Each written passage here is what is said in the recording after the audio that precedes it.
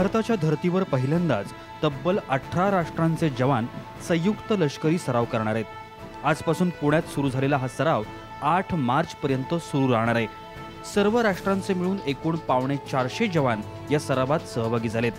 त्याचबरोबर 28 विदेशी प्रशिक्षकही या सरावात सहभागी होणार आहेत। पुण्याच्या औंध मिलिटरी स्टेशन आणि कॉलेज ऑफ मिलिटरी इंजिनिअरिंग या दोन्ही ठिकाणी सराव होणार असल्यामुळे सध्या या ठिकाणी लष्करी छावणीचं स्वरूप आलंय। ये जो इनिशिएटिव लिया गया है आसियान प्लस ने 18 कंट्रीज इसमें पार्टिसिपेट कर रही हैं। हमारा मकसद ये है कि हिंदुस्तान की जो फ़ौज है, हमारी जो आर्मी है, लोगों को हमारे ऊपर भरोसा है। आप देख सकते हैं अमेरिका, ऑस्ट्रेलिया सब देशों से लोग आए हुए हैं, क्योंकि वो जानते हैं कि इंडियन आर्मी की जो ट्रेनिंग है, इंडियन आर्मी का जो ह्यूमन राइट्स रिकॉर्ड है, इंडियन आर्मी का जो यूनाइटेड नेशंस में जो परफॉर्मेंस रहा है वो एकदम अव्वल दर्जे का रहा है। हम लोग लेडीज़ को बराबरी का समझते हैं अपने फ़ौज में, और अगर हम उनको बराबरी का समझते हैं तो उनको बराबरी की रिस्पॉन्सिबिलिटी लेनी पड़ेगी। तो आज अगर एक लेडीज़ कंटिजेंट को लीड कर रही है, उसका मकसद ये नहीं है कि क्योंकि वो स्पेशल है, मतलब वो हमारे जैसे ही है। हम लोग डिफरेंशिएट नहीं करते हैं लेडीज़ और मेल मेंबर्स के बीच में। अमेरिका, चीनसह बलाढ्य राष्ट्रांची सैन्य दलं या सरावात सहभागी झाली आहेत। त्यांच्या जवानांनीही या सरावाबाबत आपल्या भावना व्यक्त केल्या आहेत।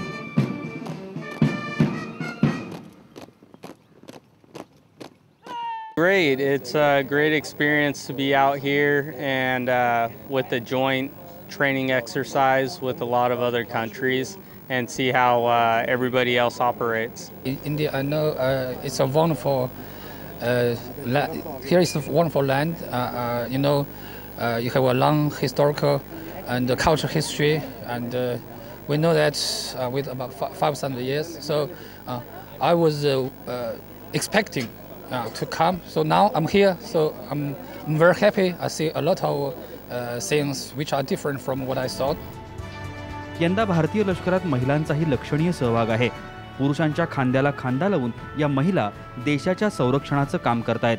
आज भारतीय लष्कराच्या 40 सदस्यीय पथकाचं नेतृत्व करण्याचा मानही एका महिला अधिकाऱ्याला देण्यात आलाय। लेफ्टनंट कर्नल सेफिया कुरेशी यांनी या पथकाचं नेतृत्व केलंय।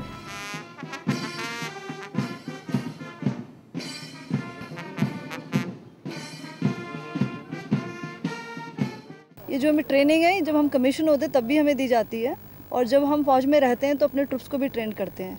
End it was specially organised for this purpose.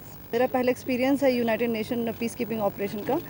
मैं उस टीम में रह चुकी हूँ और पिछले 5-6 सालों से मैं इससे एसोसिएटेड हूँ, इसलिए मैं यहाँ पर हूँ। मानवता आणि शांतता प्रस्थापित करणं, जगातल्या विविध युद्धांनंतर नागरी वस्त्यात पसरवण्यात आलेल्या अनेक ठिकाणी पेरलेल्या सुरुंगांपासून नागरिकांना जागृत करणं अशी या संयुक्त सरावाची मूळ संकल्पना आहे।